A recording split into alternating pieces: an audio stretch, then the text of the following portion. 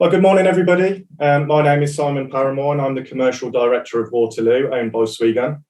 Waterloo are a proud sponsor of the Constructing Excellence Awards, and we're delighted to be taking part in today's summit.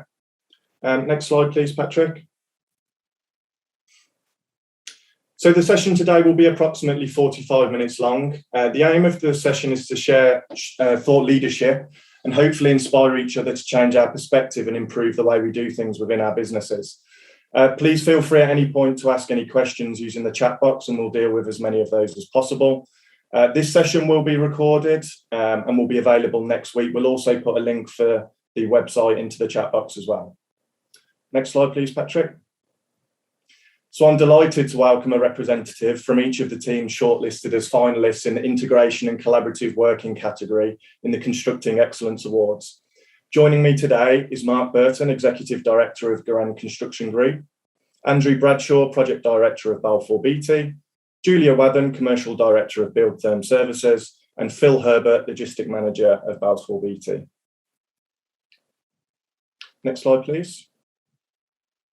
So I just wanted to give a little bit of a thought for the day before we start our Q&A session, and I want to begin that by referencing the Latham Report. Now, the Latham Report was published in 1994 and refers to the partnering and includes the concept of teamwork between supplier and clients in a process of total continuous improvement. Now, there's going to be a couple of focus areas for us today, or in particular ones that I would like to cover, but the key theme throughout is always going to be that theme of continuous improvement. How do we as manufacturers, suppliers and end users give the best experience through collaboration, and as a result of that, get total continuous improvement? The second line down references openness between the parties, and I think we're going to touch quite a lot today on communication and particularly the acceptance of new ideas, which is exactly what the sort of thing we're trying to get out of a summit like today. It's the sharing of new ideas on collaboration, and in order to do that, we need openness throughout the whole supply chain. Next slide, please, Patrick. So for Waterloo in particular, Waterloo are a manufacturer of grills, diffusers and louvers, among other products. Interestingly, air terminal devices are usually less than 1% of the cost of an engineering package and under 0.25% of a new build cost. But the ramifications of not delivering the products on time or to program can often outweigh the original supply costs. Now, if we break that down, what we're effectively saying is if we don't collaborate as a business throughout our supply chain and ensure that our products are delivered to site on program, it's very obvious there's holes in the ceiling, there's holes in the walls where the grills and diffusers should be. And the ramifications of that as a business to us are very high.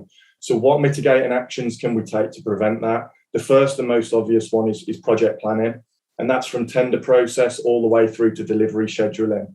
As a manufacturer and as a technical manufacturer, the earlier we're involved in the process, the better. So being able to help select products on both performance and aesthetics will make sure that we're actually putting the right product in the first place and the client's going to be happy with it. And then following that all the way through to the delivery schedule to make sure that we're getting the products on site so we can hand the project over.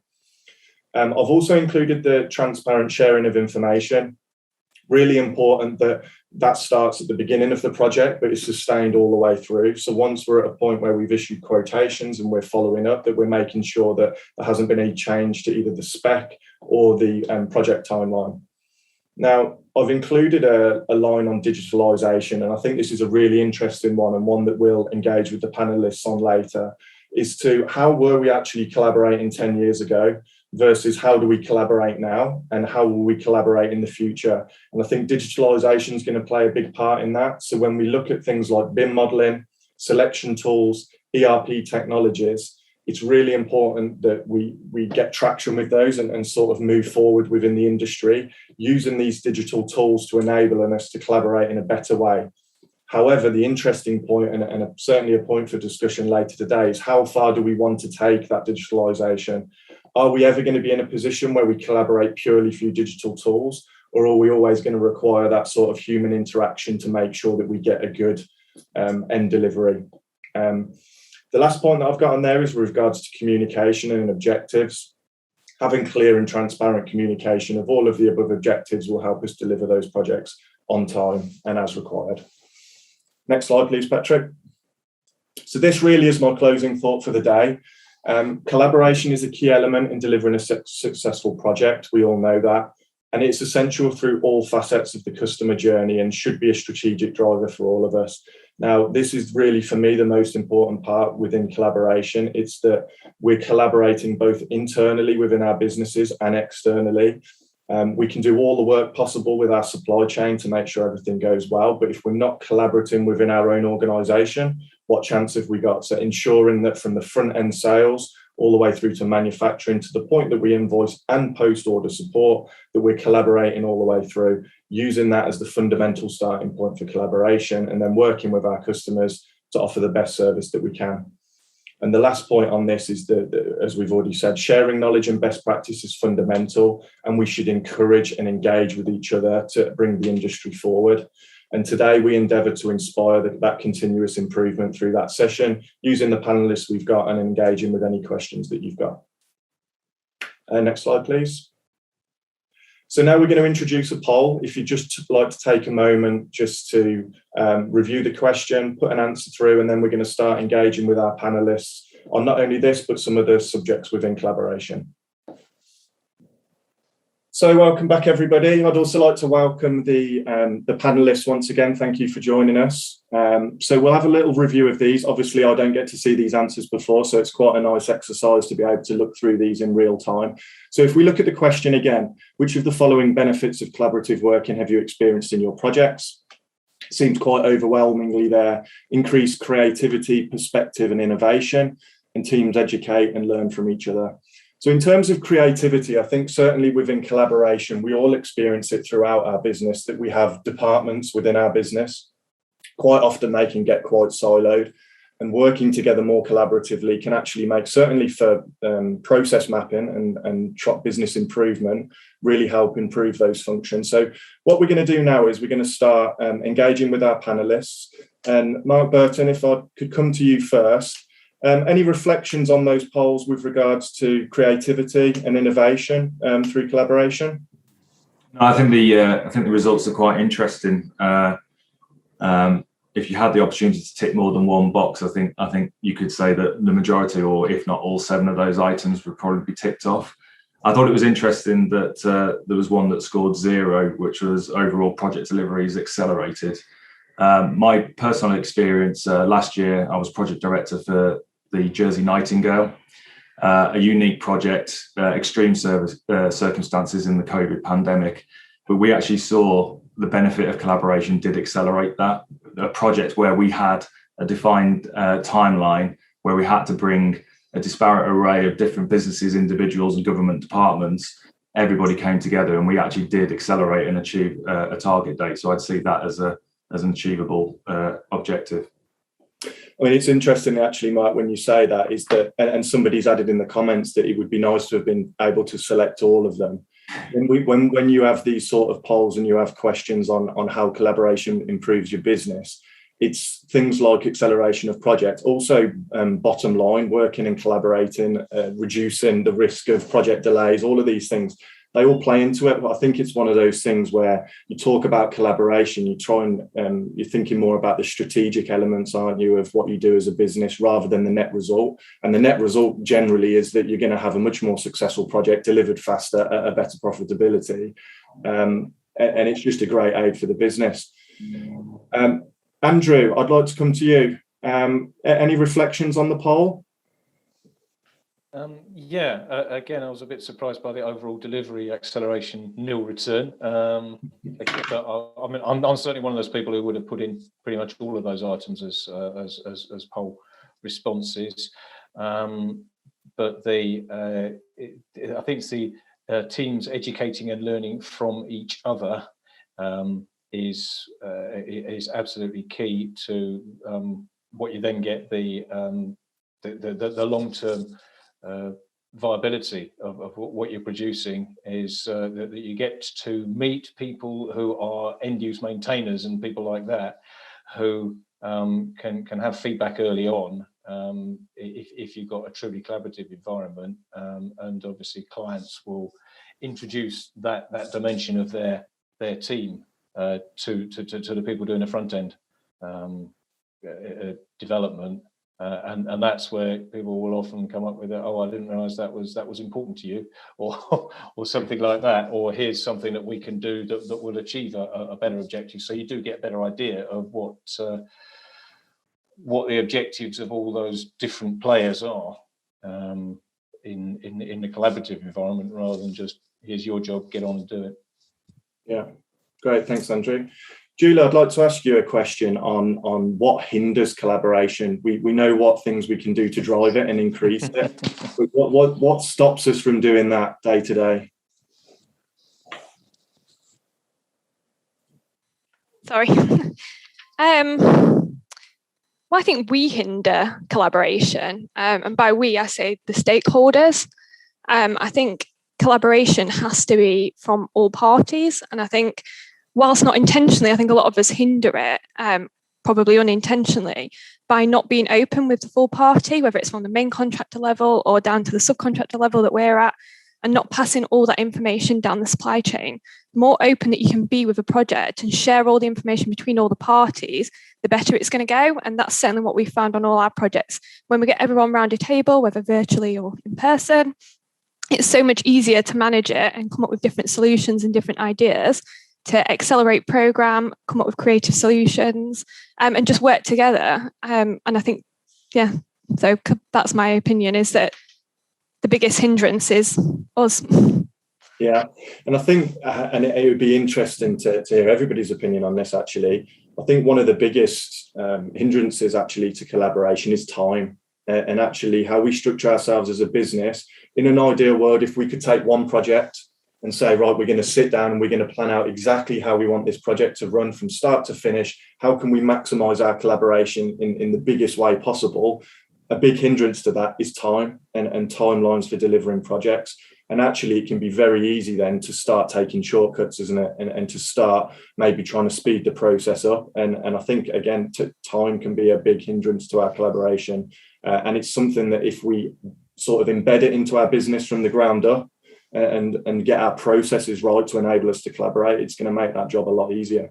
Yeah, and I think early engagement as well. I think because sometimes time, we don't get much time because early engagement's not being had further down the chain. And I think the earlier you can engage from the outset, the better the outcome is going to be. Yeah, absolutely.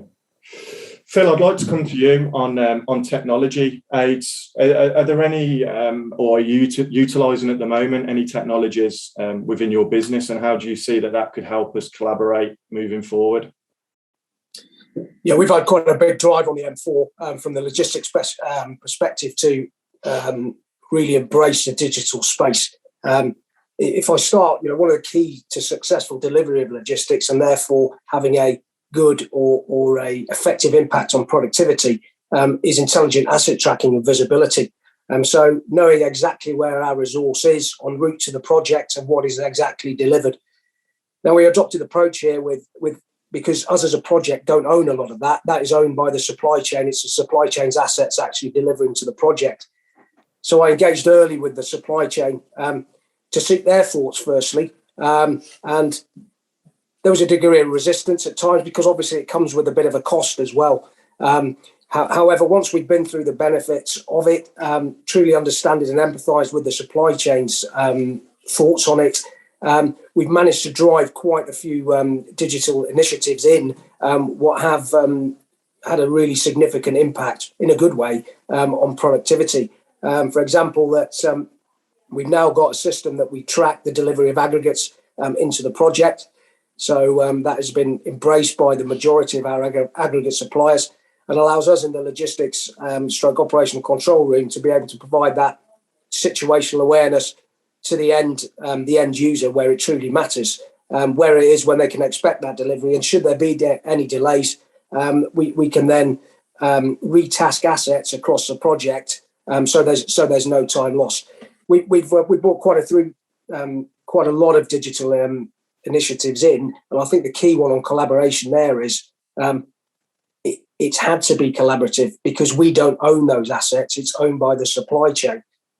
So we've really got to get a good understanding with the supply chain. And just a point that was brought up before, it is, I think what is key to collaboration and not hindering it is it's people. And I think particularly on the M4, a huge project with both the client, the designers, a joint venture, so Taylor Woodrow, VINCI and Balfour Beatty, countless suppliers.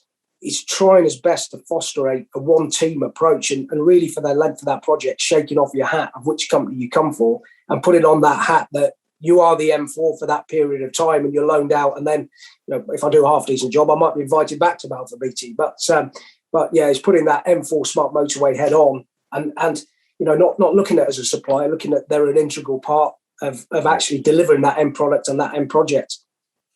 It's interesting, actually, Phil, that you're talking about a digitalisation project across two businesses, whereas I think or certainly from our experience at Waterloo as a manufacturer, we look at digitalisation at the front end as being able to give something for somebody else to use rather than us working together on it, which is an interesting perspective you just put on that there. It's certainly changed the way that I'll think about maybe collaborating on digitalisation to make sure the tools we're supplying are actually what people want and are actually going to make their life easier. So that's interesting. Thank you. Mark, any experience with the digitalisation on the project that you've just completed or within your business? Sorry, I'm just turning my lights back on. The Nightingale was a really interesting one because we were actually in a situation where, in the middle of a global pandemic, Jersey's borders were closed. We were all in lockdown. We were given 33 days from the initial phone call to when we needed to deliver on site, which gave us only 25 days to actually deliver the physical build on site. We needed input from design teams in the UK, supply chain from the UK and wider Europe, everybody on Ireland. So our real digital was actually doing this. It was using Teams.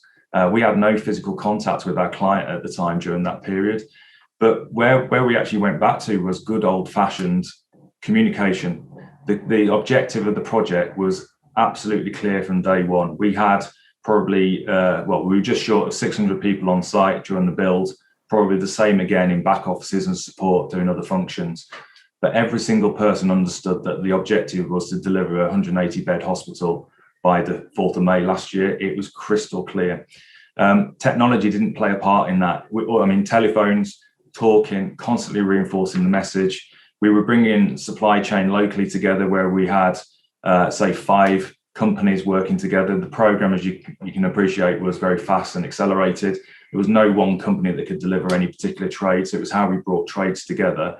But it was just about good old-fashioned communication. But that common objective, it was so important that we got that message out and got everybody's support. And off the back of that, we were given complete trust and empowerment by our client, which meant that we were able to pass that on down to the supply chain, knowing that they would deliver.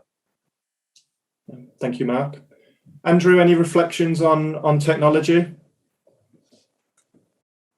You're on mute, Andrew. Not anymore. I think in the civils world, we have been a bit behind the pace, perhaps, with compared to the building environment. But I think we do get some benefit from the fairly low-level collaboration tools like common storage and common data environment. I think we are working on that now to get some more out of it. The BIM side of things is clash detection and 3D modelling. But again, this is all it's nothing new really. I would reiterate Phil's comment about contact, and maybe it doesn't have to be face to face, but it certainly has to be the people are looking at a common objective whilst they thrash through the development of the design, and obviously all the time that's spent at that early stage, which is more tech oriented, is where you're going to get the best benefits, and I think suppliers have a part to play in that, as long as they can contribute all the suitable models to whatever we're putting into our BIM model. Then you can get good practical actual clash detection based on real life dimensions, which I think can sometimes be a problem with a design that uses schematics and lines, etc., where actually we're talking about three-dimensional objects with a thickness and a height, and that is, apart from that, the digital space is about the communication between people, and it's just a choice. It's if you're forced, like Mark was, to do everything through Teams, or if you get an opportunity to meet face to place, that's where the real collaborative element comes through, I think, rather than the technology is just something to sit on behind that, but it's the conversations that take place around it that really drive success in good things like clash detection, etc. Absolutely, and I think one thing we can't lose, and again, as a technical manufacturer with Waterloo at Swegon, it's really important that we use those tools, as you've said, as an aid rather than the only source of collaboration. The actual sort of service value we offer is the technical expertise, it is the support that we can give, and that collaboration can't be lost. I think it's really important for us to remember that. Julia, I'd like to hear your thoughts on technology and collaboration as well, please. Yeah, so I mean, probably a bit similar to Andrew's comments, really, in terms of obviously modelling from a design perspective down to the supply chain. Sharing platforms again for sharing information and redistribution between the relevant parties. Again, it's quite useful, but again, I think it comes back down to communication. And for the project that we delivered on here, we actually were delivering it through the pandemic. So we started post-pandemic at the pre-construction stage where we were sort of all having meetings face-to-face, and then we had to switch to this virtual meetings. And I think in a bit of a strange way, it's probably the best thing that's come out of COVID, these virtual meetings. You save so much time, spending 3 hours in a car to go to a meeting that's lasts for 2 hours. And now you have an issue on site and someone will say, okay, let's get together in a couple of hours, and you're on a call and you're resolving it. And I think really that is a key technology aid that I hope we actually continue post-COVID, because I think it's a real benefit. Absolutely. I think as well, what would be really interesting would be to see a poll of how many people assume that would work pre-COVID. How many people thought that we could work in this way and it'd be effective? Because I was probably in the camp of, no, you still need to do business face to face. You still need to do the travel. It's part of the job. I think there's a happy medium, but I certainly think if we took a snapshot of people's opinions pre-COVID versus now, actually, how much more productive can you be when your meetings are online and through Teams or Zoom or whichever one you're using? How much more productive your day can be when you're not spending your time on the road? Really good point. Yeah, exactly. We've had a comment in the chat to say, can collaboration be better incentivized? The poll is a small snapshot, but what it did suggest is that the bottom line wasn't the first priority, certainly for the group that are taking part in this call. But how can we incentivize collaboration? And I guess really we have to look at what the net result is. What is the net result of collaboration? Is it project delivery? So do we target an increase in productivity on the delivery of a project? Is it on driving costs of the project down? Andrew, I'd just like to jump back to you. Any ideas on how we could do that? How we could incentivize better collaboration within our businesses? I think it's something about finding a way to maintain the identity of the players, but to give a contractual framework that enables people to talk freely, and that's where you start to speed up project delivery. I mean, on the project that we're on, which involves several highway schemes, we've had framework suppliers, and I think that is quite an important dimension, because you can get a lot of valuable feedback at an early stage if someone feels they've got a stake in the game. Otherwise, a lot of stuff can be a bit of a guessing game, because you're not going to get 100% commitment from people who think, well, I might not be involved in this job, and that was certainly something that I noted down before, was to have a mechanism whereby people can be committed, because they know they're going to then be engaged later on in what might be their actual core business of supplying materials or putting them together. And I think it's sort of there's different types of collaboration, and if we look at things like framework agreements and certainly commercial arrangements that we may have with people within our supply chain to incentivize collaboration, that doesn't always work. If we're looking at sort of financial incentives for trading, or certainly framework agreements, it's actually the people within the business that stimulate that engagement. The paperwork, or certainly any agreements that you may have, is a starting point for it. But it's actually, what do you do with that? What do you do with that platform to further engage and drive the business through between one company and another? And I think that's actually, again, a key focus in collaboration, is sort of collaboration in name, i.e. we're a trading partner, we work closely together, we're a named supplier scenario, versus true collaboration, which is working together, designing projects together and working together to get the best result for the project. Moving on to the next question, I'd like to go to you, Phil. Will a collaborative approach deliver projects that are more sustainable with a lower life cycle cost?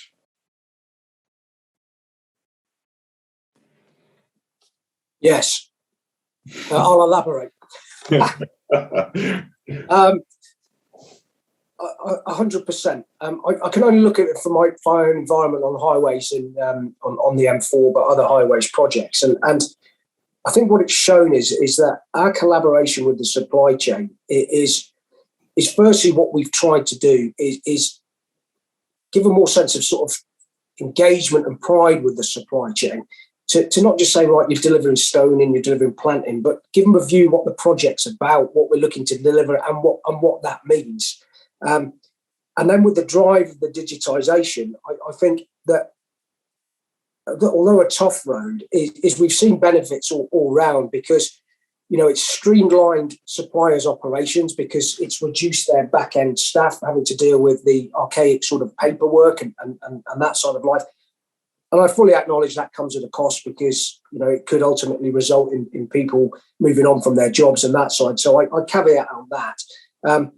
But also is it makes us more efficient in supporting the productivity of the project. And I think prior to us pushing the central logistic concept onto the M4 and our digital approach, I think we were roughly around about 28% of non-productivity was attributed to lack of resource. Now we've driven that down to 5-6% now, and that's through the collaboration right across from the front end, from the actual delivery, the operational delivery, through to my team and the logistics, and then right across the various suppliers, whether it be aggregate, plants, etc. So I think the message from the M4 is without sounding too bringing over the top, I think we've proved efficiencies there, and proved how we can both have a good effect on productivity, but also that linked also to the commercial element as well. Yeah, great. Thank you, Phil.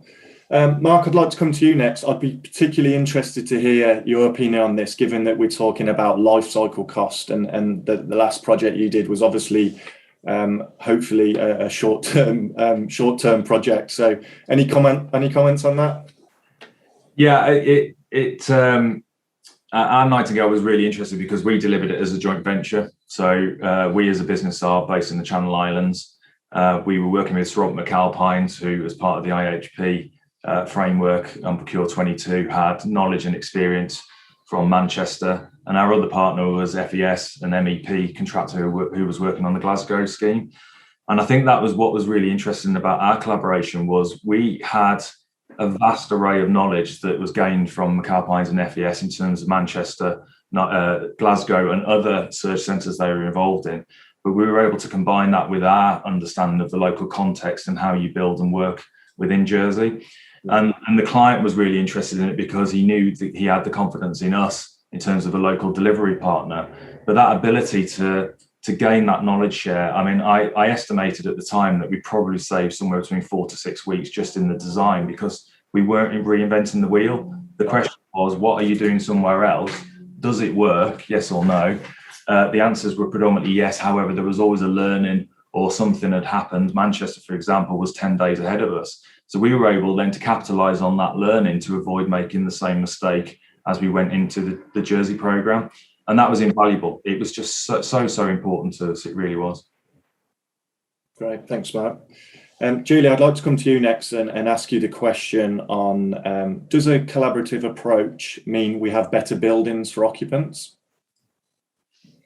I'd like to think so. Yeah, I think when you collaboratively work, you have less scope for error because you are all working together as a team. So all specialist subcontractors, because ultimately trades have a lot of coordination with each other, whether it be through MEP or windows, curtain wall. We're a facade specialist, so and that sort of level of coordination, certainly on the projects that we've done, and in particular on Wembley, sort of even how you coordinate with the MEP, getting their strategies, getting them on board early, to make sure that you can make sure that everything's going smoothly for you. And in the end, I think that produces a better result because you're not trying to adapt anything on site because something was an afterthought. It's already planned in there. You're getting everything pre-done. And I think it's really key to the success of it. And that's, the biggest thing for me is making sure that everybody involved in it has got that transparency and everyone's got a clear picture on what they're going to be doing moving forward, rather than people singing from different hymn sheets, basically. Julie, would you agree that the earlier that we start that collaboration, the better the building would result, because we have the opportunity to influence what it is, the product, the aesthetic? 100%. For Wembley, the project that we've done, we were actually engaged with the project before it was awarded to even the main contractor. So we work on quite a lot of schemes with them, and they asked us if we would look at the scheme. It was an early design concept, so a lot of the schemes that we get have just got an architectural design to it. And I remember looking at the building and thinking, I honestly don't know how I'm going to do this. And we got on board our supply chain for the cladding specialists that manufacture it. And we were able to come up with a concept design for something that they got a unitized system into a rain screen cladding system that they could manufacture and build. And we had time to trial it. I think we did 5 trials to try and better it, make it easier for installation, tweak it so that it worked, didn't have large gaps. But we had that time and we had that luxury of time because we were on board early days. And in a lot of projects, you don't have that luxury. You don't have the time to go in and trial it and work with the contractors. And I think the earlier we can get onboarded, the better, or the earlier everybody can get onboarded. Yeah, great. Thank you, Julia. Phil, same question to you. I mean, particularly knowing what the M4 Ops Centre, did collaborating in the setup of that result in a better building? And what was the net result of that in terms of enabling you to deliver your project? Yeah, 100%. I think the key element was on the ops centre was not so much with the supply chain. It was more with the operational delivery, because you've always got to remain focused on. For me, that is a key part of the project. That is a piece that's everything else is a supporting function. So therefore, a lot of early collaboration with construction managers, agents, foremen, even down to ganger level, down actually on the tactical coalface. To find out what would benefit them more. And it was key that we didn't construct a operational control centre that was like a self-licking lollipop, pardon the terminology, that looked all shiny but didn't really do anything or show anything. So everything was based around how we could have a positive impact and support those at the operational front. That wasn't paying lip service to the supply chain, because obviously then we had to go back to the art of the possible of what we could then achieve with the supply chain, and what was the sort of the trickier bit. But certainly everything was based around that collaboration with the front end, acknowledging that the tail was in a supporting function. Great, thank you, Phil.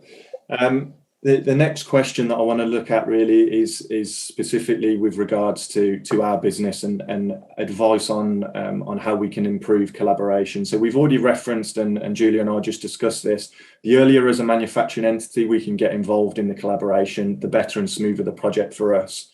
How can manufacturers such as Waterloo get more involved in the collaborative process? So Mark, I'd like to come to you first on that question.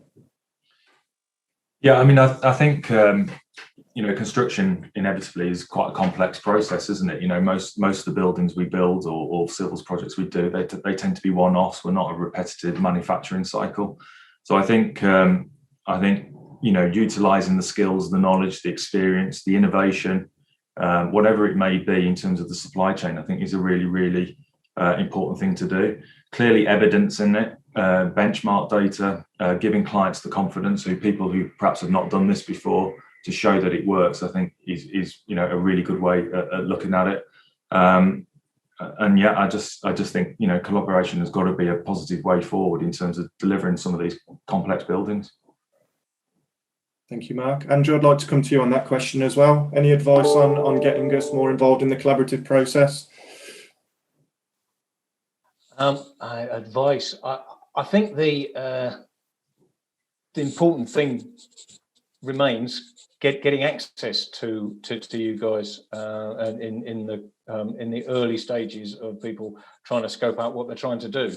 And whatever mechanism that is, I mean, you've expressed some skepticism about frameworks and things like that, but it is difficult to get detailed engagement and committing resources from supply chain members without something that makes that there's a benefit for them in the overall scheme. And then after that, we should be able to bring people into the team at the earlier stage, and that's I think that's the important thing, is not to treat you as collaborators once the things are well underway, but actually be in at the inception and finding a mechanism to do that. Yeah, thanks, Andrew. I mean, typically as a business, our primary route to market or preferred route to market would be through getting the product specified first of all, and getting them specified from a technical perspective, making sure that the product is right. I think where the collaboration really comes in, or the challenges with collaboration that we have, and we alluded it to in the few slides that I had earlier, is as that process then goes on and we go through the specification stage to actually being on site, any changes, buildings change all the time, buildings change at the last minute, the specification changes. It's almost the agility to be able to change with the building. So actually collaborating with the installers and the end user to make sure that whatever we started with, which could well have been 2-3 years ago when we got the product specified, how does that actually look when the building's starting to go up and we need to make tweaks to either the sizing or the type of application that we're using. So it's almost the different phases of collaboration as we go through. For us, the primary is obviously to be in at the very beginning at a design stage, so we can have the most impact from a technical perspective, but it's following that through, isn't it? Phil, I'd like to ask you the same question on collaborative process. How can we get more involved? I think I've got 2 points, if I may. And the first is developing that collaboration. And I think that despite technology and digitization, I think what's absolutely key is building rapport across all stakeholders. You know, getting out, speaking to people, understanding what's driving them, understanding what their limitations are, empathizing with their limitations, and working jointly to get through those. But that is, and you know, it may sound a bit cheesy, I apologise, but having events, not just focusing on your sole team or your home team, so to speak, is, you know, if you've got workshops, social events, I know a bit more difficult at this time, but that you fully embrace the supply chain in them to develop that one team culture right across a project. So I think that rapport is massively key to not only building a good collaborative environment, but also maintaining it throughout. The other point I would say is about maintaining collaboration once you're up and running, because collaboration is easy when all's going well. Most things are easy when all's going well. But it's when things start going wrong, and I think it's very, very then easy. The finger pointing starts, the blame culture starts, and your collaboration can drop apart very, very quickly through you know, a simple, badly worded email, a poor conversation. And I think it's trying to engender that culture and ethos right across all stakeholders. That when problems do arise, problems will, and it's about solving those problems. And then at the correct time is going through the right after action review process to find out why the problems lie. And I would always judge someone more on how they respond to a problem, not that they've made a problem, to be honest. So that's my points on that. Yeah, that's really interesting. For actually, when you mentioned there about how do you deal with issues and how do you deal with that with the collaboration, do you think digital technology has made that worse in terms of how people can react? You mentioned emails then. In terms of collaborating, if you were dealing with a potential problem with one of your customers, what would be your tact? Do you have a preferred method to do that? 100%. I think I've always worked on a simple rule of thumb. It's probably got a lot of holes in it, but I think it's acceptable to send an email when delivering good news. Acceptable, not preferred option. I think what is unacceptable is when delivering bad news or dealing with a knotty situation. For me, that is face-to-face, or in this environment, Teams call, telephone call, because email is a fantastic tool. However, a text message and email, myself could read it, Andrew could read it, Mark, Julia, etc. could read it and read it in 3 or 4 different ways.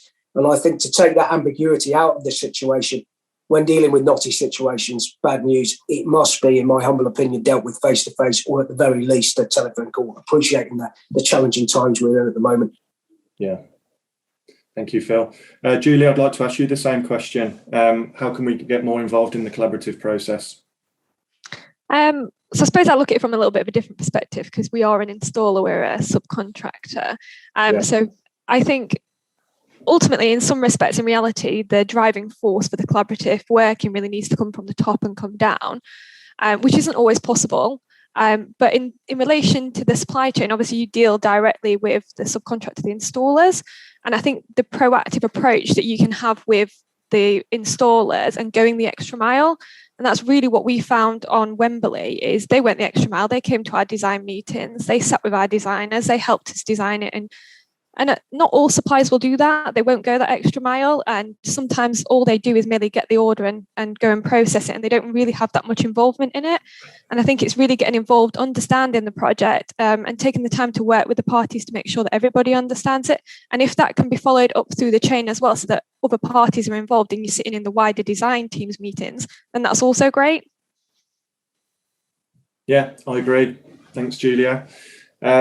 I haven't got any more questions for today's session. I'd really like to thank you all for your support on the call today, and for everybody else for joining us. I think in terms of takeaways, we've had a comment. It's a very good point in terms of the collaborative approach needs long established relationships within the supply chain, and it's absolutely true. I think collaboration is something that you can't put on your end of year report. We've completed collaboration, we've done it. It's an ongoing process. It's happening all the time, and it's happening all the way throughout our businesses. So it's a really interesting topic, because it's ever evolving. I think our industry changes as well, so the way that we collaborate, and it's been shown over the last sort of 18 months to 2 years, the way we have to change, the way we work to do business has changed a lot, so we have to change with it.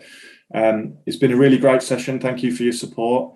I wish you all the best of luck later for the award ceremony.